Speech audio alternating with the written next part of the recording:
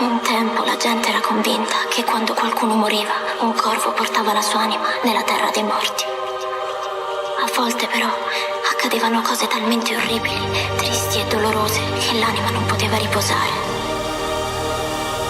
Così a volte, ma solo a volte, il corvo riportava indietro l'anima perché rimettesse le cose a posto.